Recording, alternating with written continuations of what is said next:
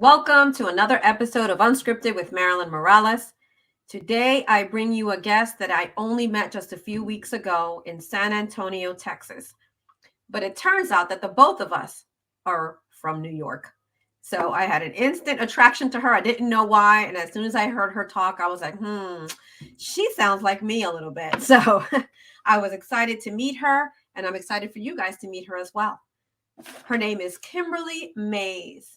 Kimberly Mays is a marketing automation enthusiast who brings over a decade of experience in marketing and web development to her clients. She specializes in helping coaches and speakers attract more people, generate leads, and convert clients through the use of marketing automation, all while saving valuable time and energy. And who doesn't need that? So I'm interested to learn more. With a background working for both small and large organizations, Kimberly decided to use her talents to help small businesses establish a strong online presence and grow their brand. Her mission is to support those with a vision and the courage to take a foolish leap of faith in their business endeavors. Kimberly is available for marketing and system setup, as well as private consultations to help you run your business more efficiently. For more information on her services, you can reach Kimberly at kim@kimberlyinezmays.com. That is also scrolling on the bottom of your screen. Once you hear from Kimberly, you're going to want to call her. Let's welcome Kimberly to the show. Hi, Hi. Isn't it crazy? We have to go to a whole other state to meet, right? You're I know. from New York. I saw you. I heard you speak. Mm-hmm. I was like 100% taken by you and your talk. So before we start about you, let's talk about San Antonio. Let's talk about your talk. Okay. Yes. And or is that part of what you were going to share today? Oh, I could share anything. I could talk about anything. So yeah, let's just talk about. That's right. That's my girl. That's my girl. Mm-hmm. So I did want to touch on that because there was something interesting about your talk and about you being somebody who people didn't think that you could do what you could do. Talk a little bit about that. Yeah, sure. So I think that oftentimes we put labels and judgment on people very too quickly. We size them up and read them before actually really getting to know them.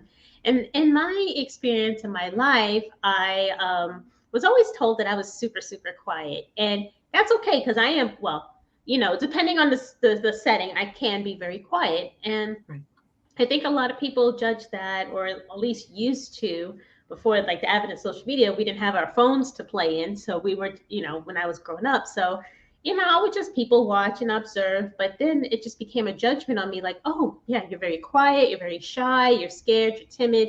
You're this, you're that. And it just became very annoying after a while because I didn't feel any of those things. Like shyness and timidity, that's actually a fear-based thing. And I wasn't scared to talk to anybody. I just like to observe and I like to speak when I had something to say. So I was part of the talk that I talked about in San Antonio was really about how I accidentally became a speaker because I like to do a lot of things behind the scenes. I started out as a web designer, web developer, and I still like to do data-driven tasks. And I still love that solo time with myself. But, I think growing up, hearing that wasn't normal or people didn't quite understand, it's like, yeah, that's actually funny now that I'm actually speaking on stages and coaching and things like that. And my story was to say that just because you're quiet doesn't mean that you can't speak, or it doesn't mean that you can't go on stage or do the things everybody else is doing. There's a room for all of us, no matter what kind of personality that we have. Right. And I love to say we're not defined by the way that people see us. We're defined by the way we see ourselves. Exactly. And your talk resounded with me because I was shy. I was that fear-based person that didn't want to talk, especially when I was little. I would hide behind my parents. I didn't want anybody talking to me because I was afraid of everybody. So that was me, not you. Right. And here I am. We're both doing the same thing. We're out there exactly changing the world by speaking and speaking our truths. I had to learn that through nursing. You're forced to talk to strangers. So yeah. So that actually is what turned me around. So I want to talk about a moment in your life that was pivotal, where you knew that life was changing for you. Can you share some of that with us? Absolutely. So the first thing that came to my mind was 2016. So I've always followed kind of a predictable path of, I go to school and I go get a job in IT and I do that. That was the plan. That was the plan that I had. And there was just something, and I remember the turning point. I was in a conference room. I had visited a corporate client because I was in corporate. So I visited a corporate client. I'm sitting in a conference room like, wow, I'm really unhappy right now. I really don't like this.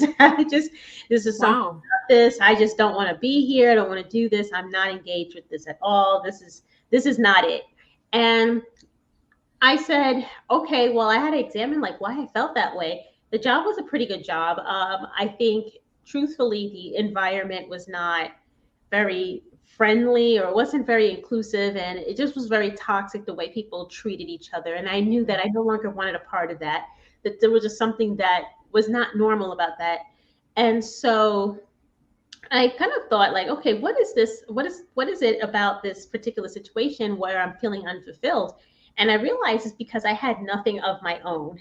And what I mean by that is I had no processes, I had no business, and the business gave me something that I completely 100% owned. When you work for someone else, you're kind of on their schedule, you're on their processes, and that's not a bad thing. But I Right. believe everybody, even if you own a business or not, you have to have something that you own, whether it's a hobby, whether it's just a talent or something, because I think as human beings, we need that creativity. And I just wasn't getting that. And I was spending a lot of time and mental effort in a position and in an environment that really just took more than it gave. So that was really the defining moment where I said, okay, well, I need to do something new. Like, this is good. I'm getting paid and stuff, but I'm just completely empty and I don't know why. And now no neurons are firing. I'm just kind of, Going through the motions. yes, exactly. That's interesting. So that day, did you have days like that, or was that just one day that you felt that way? Oh, I had many days like Many days. that, but that was just a day that just stuck out to me because I was actually away visiting a client. I don't even know where. I don't think I was in New York actually. I probably had to travel to this place. So yeah, I'm just sitting there and I'm just like, all of a sudden, I'm just like, wow, this is not it. I don't like this. I don't like this at all. I don't want to be here. This is just not what I want. Yeah. So how soon after that did you start taking steps to have something of your own? It was like a couple of months. So I did it in baby steps. So, I think that you do need to kind of test the waters a little bit. And, for anybody that's like listening, it's not like you have to go quit your job and just do something really Right. big, but it could be something very small. So, what I did was I looked at some business webinars. I actually joined, I think it was in that summer, I joined a business program online to learn how to do a location independent business. I, opened up my web design business and I still had clients and things on the side and I still had my day job. So I think it was just like a couple of months, to be honest, where I said, okay, I just want to try something new. So it's the important message I'm hearing here is take a step. Doesn't matter how small, Mm-hmm. how big, but take Mm-hmm. one towards Yeah. that, Mm-hmm. because it's worse not to do it at all. But people Exactly. think that, and having your own business is not for everyone. So nobody has to feel Mm-hmm. like, oh, well, that's not me and I don't feel that thing. It may not be for you. Some people are Mm-hmm. called to it, and you get that Yeah. call, that download, and you're like, well, somebody's talking to me and I'm going to listen to this, Mm-hmm. because it's hard work. People think It it's is. easy. Oh, you start your Mm-mm. own business, work for yourself. It's not. Yeah. It's really Mm-mm. hard. So it's been how many years now that you've been, doing your own thing? And have you been able to leave your other job, or do you still work in both worlds? Okay, so yeah, so I've been doing this, and I say like since 2017, so maybe about 6 years. So what ended up happening is I quit that job in not until like 4 years later, so in 2020. And then now I actually am in the best of like all worlds because I also do work for a humanitarian nonprofit. So I work for them, and that is just a total different vibe.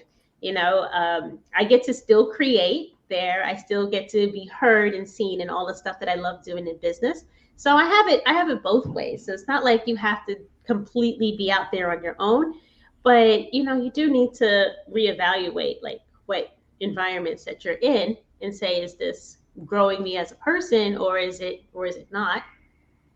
I love that. I love that Mm-hmm. because it's really as looking at your environment, and does that environment Mm-hmm. help you to grow, or does it stunt your Mm-hmm. growth? Right? It's Yeah. holding you back. Mm-hmm. And you feel it. Everybody feels it. Like if you dread getting up for your day and Mm-hmm. going to where you're going, there's a problem. And you need to evaluate, is that problem me? And the way that I actually, because perspective has something to do with it. The way Yeah. that I'm looking at this, can I change that and be happy in this environment? Mm-hmm. Or is this just unbearable and I can't take it anymore? And I got to start taking those action steps towards something else. Mm-hmm. Yeah. So tell us about, let's say I come to you. I just started my nonprofit, right? Mm-hmm. Literally just got the letter the other day that I've been Yeah. approved for nonprofit. Mm-hmm. So now I need to Congrats. do, what are my next steps for, if I have to contact somebody like you, what would you be helping me with my business? Yeah, absolutely. So, when people come to me, I always ask them if they already have established products or services, or in the case of a nonprofit, then maybe if they're already receiving donations and operating, because there are many coaches who do that sort of thing, business coaches. I'm not one of them, so I know my own strengths in my lane, but I make referrals to people all the time because I really think you need that foundation first before you hire anybody for a creative service. So before you hire a web designer, a marketer, a graphic designer, even before you get your logo, it's really important to have that foundation of, okay, well, here's the business plan, here are my products and services, my client avatar, and actually sell something first. And this is just for people who have like, not nonprofits, but for-profit businesses. For I profit, tell yeah. them, yeah, that you need to have something, because what ends up happening is that you hire a designer, you hire somebody, that web page is not going to sell for you, or that social media account or whatever that is, and you're going to end up changing it if it doesn't quite work out. So it's before you invest the money in that, get that foundation set up first, and it's a more enjoyable experience for the both of us, because I just really love when somebody says, yep, I know what I want. I do retreats or events, things like this. I have a group program, this course, and I'm like, okay, let's go, let's get started. But it's really hard to do that with somebody who just started. And in the nonprofit space, I do work on a project that helps refugee service providers learn the things they need to learn on the job. So that's through courses and webinars and things like that. So I'm kind of like the techie behind the scenes, kind of setting all that stuff up with my team. But it's really nice because it's an established operation. So all the foundation is there, all the structure is there. It's like, okay, well, now let's just make this better. So that's what really lights me up. That is excellent advice, because I will tell you Mm-hmm. how many people don't reach out. Well, hey, I can do this for you. And I'm like, but I don't even know Mm-hmm. where I'm going. Right? I Mm-hmm. have a base, but yeah, absolutely. That's excellent advice, is making sure that Mm-hmm. you have all of that in order, so that the Yeah. vision, then you take that vision and make it beautiful Mm-hmm. and make it attractive, Exactly. to attract the Mm-hmm. people, so that you can do that. So people, listen, Mm-hmm. because you get Yes. flooded when you're on social media and you start that you're a Mm-hmm. new entrepreneur and you're starting this and you're starting that. You get a lot of people coming at you wanting to take your money, right? Exactly. And let me add to that too. It is so crazy. And I've seen all the tricks. I'm going to actually tell you of something that's a little funny that happened to me recently. I got an email that said, hey, Kim, here's a personalized video for you. And I open it up, and like the guy's face is just the picture in the bottom, like circle. And then it's a screenshot of my website. And he's saying, oh, yeah, we can help you with this and that. But he's not saying anything specific about me or my business. He doesn't even mention my business by name. And what's funny is I know the software that does that, and they can do that at scale. So they can just plug in a bunch of websites and email addresses and then send that out automatically. So I know how that works. There's nothing personalized or special about it at all. And so for business owners listening, it's like you got to really be wary about these outreach, because there are tools out there that can really let you talk to like hundreds of people with just a few clicks of a button. And so you just don't want to be sucked into that. Anybody who approaches you needs to understand, take time to understand you and your business and where you want to go, and be able to talk to you before pitching to you or before making you an offer. Fantastic advice as well. Yeah. Yeah, because I had somebody reach out to me on LinkedIn and say, hey, you want to grow your channel, you want to do this. And then he proceeds to send me his previous clients and with their pictures and their stuff. But when you go onto their page, you see that there's nothing. So you got to do your homework. You can't just take people's word for it. Especially you want to know, who did you work for before? Do you have anybody that you can refer that can tell me the good work that you did for them, where they were and where you got them, right? It's hard-earned money that you're making, right? Especially I have a 9-to-5, right? I work. And so my money is tight and I want to spend it wisely. So you're not going to tell me that you're going to help me increase, yet you've never talked to me. I didn't solicit you, right? You're just fishing out there and you're going to provide all this stuff and it's just not true. It's unfortunate. And he probably sent that same message to a bunch of other people. What I would probably do, just because this is how funny I am, is I would say, what specifically about my channel would you improve? You know, what specific things what stood out to you? And, you know, probably we wouldn't be able to answer that right away, because it's just like, yeah, you're just loading in names and then the software just spits it out. I know how all stuff works. Yeah. And then it's like they responded, oh, thank you for doing this. And I'm like, that can't be true. And you know, when I look, I said, well, give me somebody. What I said was, give me some referrals. Right. So when he did that, then I reached out to his referrals. I did not get a response. I went back and told him, yeah, you don't have anybody. You know, didn't get any responses. But I can see how they can just suck you in. They take all your stuff. Everything is public, right? What you put on social media, a lot of that stuff is public and they can just grab it. Yeah, I know. So excellent advice. What other beautiful advice? What other gems do you have? Yeah, so I do marketing automation now, and that stems from about maybe I wouldn't say almost 2 decades, maybe 15 years of being in marketing, technology, and data-driven big business solutions. So that's why I know how all this stuff works, just because I've done it for so long, or I've been in that environment. So I would say definitely that, but I don't want to turn anyone away from technology. I don't want to make automation the bad guy. There are ethical ways to do it. So let's say if I'm reaching out to people, I would actually just write, okay, well, I've seen your channel and you have a lot of good content, but I noticed you need your thumbnails updated or something like that. And I would load that into a CRM and then put that into like, CRM, sorry, that is a customer relationship management system. So I would keep track of who I would reach out to, but just saying, hey, Kim, I made you a special video, when the video is not special, and I know it's not, that's dishonest. But you can use automation to be very honest with people. You can also use it to stay in touch with folks too, who have taken an action. So if you, for example, have a giveaway or a freebie or something like that, you can absolutely use automation to send them messages, to do that follow-up.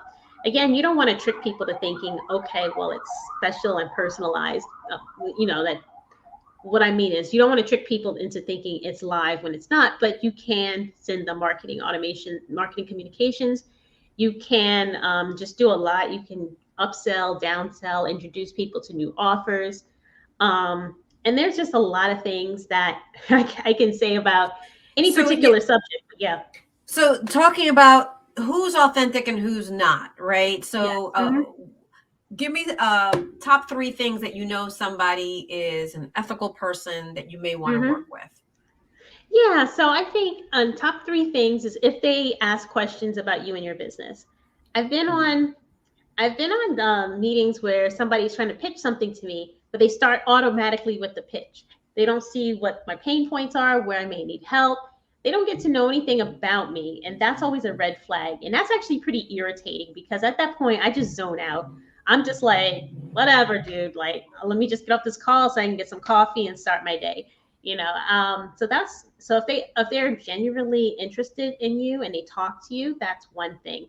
The other thing is, if at the end of it, they don't make you an offer because you're not ready, I think that is sincere. I've actually had to do that to a few people, or more than a few, because they're not ready. And I point them to business coaches and people who I say, you know what, come back to me for this when you've done X, Y, and Z, because you need these foundations first.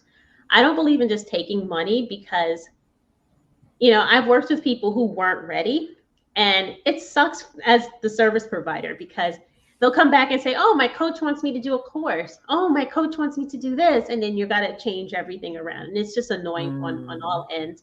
And I would say the number 3 thing too is when you're looking for someone, let's see, they ask questions, they get to know you, they don't make you an offer if you're not a good fit. That's great. That's great. Yeah. Yeah. I just think I'm struggling for that third one, but I just think probably just a culmination of the two. And if, I think if they have referrals or references that they can give and give freely, and if they give information or they give value freely too, that may be the third one. That's number 3, is that they provide value. 3. Yeah, because I have no problem talking to somebody that I know I'm not going to make an offer to if I can provide value to them. Because I believe people remember you and they come back. And I want people to come back happy than leave mad. Yeah. Absolutely. So now you were on a stage. So what's next for you? Is this something that you're trying to get into the speaker space? Talk to me a little bit about that and what made you want to do that? Yeah, what made me want to speak is because I was part of several business communities, and then all of a sudden my coach wanted me to speak at her event. I had a couple of coaches that asked me to speak, and I wasn't scared. I was just like, okay.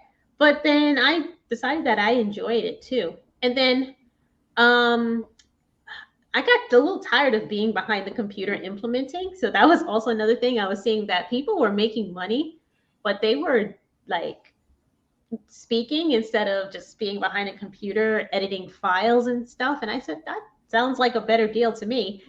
And and what's next for me is, I love speaking on virtually. I love speaking on stages. So I'm looking to do a couple of more competitions within the year and next year. And I'm coming out with my first book in September, all about marketing automation. So I am very excited. So now I'm going to add author to my. That's right. Amen. That's fantastic. And I think we're using the same publisher, right? We are. Amma, right? Amma, yes. Absolutely. So that was a great experience for me. You launched my book in January. So you're in good hands, I have to tell you. You're an excellent speaker. So looking forward to hearing more of you. Now, Kim, share with my viewers, what is your definition of success? Yes, my definition of success is whatever you define it to be, as long as it's your definition and not someone else's. I think it's about being content and being satisfied at the end of the day about the decisions that you've made and having made peace with them. I think that's the true definition of success, because you hear about people all the time, they've achieved all this stuff and they're still very unhappy. There's still something missing. So I think just having that inner peace to just say, you know what, things didn't always work out the way I wanted to, but I feel peace. I feel okay. My spirit is okay. Now that's like real success for me. I love that. My spirit is okay. Love it. Love it. Do you have a name for your book? Yes, I do. So it is, okay. It's going to be, sorry. I'll say the name first because then I got to give context. So it's called Perfectly Persuasive, and meaning P-U-R-R, because it's purr as in cat. So I'm going to demonstrate. I'm so sorry. Your co-host. Yeah, my co-host. I woke him up just for that, so he's pissed. But it's called Perfectly Persuasive, and it's about marketing, but marketing as told through the lens of owning and training a cat. Because unlike dogs, cats don't just roll over and ask for a belly rub. You have to earn their time, loyalty, trust, and attention. And that's just like people. When you are looking to do business with anybody, you have to treat them like a cat, almost. Like you can't just go up to them and just start like nuzzling them, because they'll give you the side eye or they're going to hiss at you. Same thing with people. People think, oh, if I just throw my product out there, just throw it out there, people are going to come just running and flushing in. And that's just not the case. So. Oh my It's God. going to be a very interesting I love book. it. Love the concept. Totally. Yeah. And I totally see you all over that. So that's wonderful. Can't wait for that to come back. Viewers, keep an eye out, because when it does come back, we're bringing Kimberly back here when it's all said and done and ready to roll, so that we can buy that book. Thank you so much for coming on our show. And for my viewers, I will see you next time. Bye-bye. Hi, everybody. My name is Gabrielle Morales, and I am a recruitment coordinator for Be The Match. My journey with Be The Match actually began when I was only 9 years old. At that point, my 7-month-old baby sister was diagnosed with an extremely rare form of leukemia. Through the Be The Match registry, we were able to find a matching donor for my sister. And although a few months later, we lost her, her cancer was cured. Our family is so thankful for the additional months that we had with my sister. And ever since then, I've made a promise to myself to dedicate my life to helping children just like Isabella and helping families like ours by continuing her legacy. Hence why I now work for Be The Match. I love what I do so much, and I'm able to spread awareness about the huge need for more donors on the registry, especially those of diverse backgrounds. There is currently a huge disparity within the registry for minority patients, and we need your help.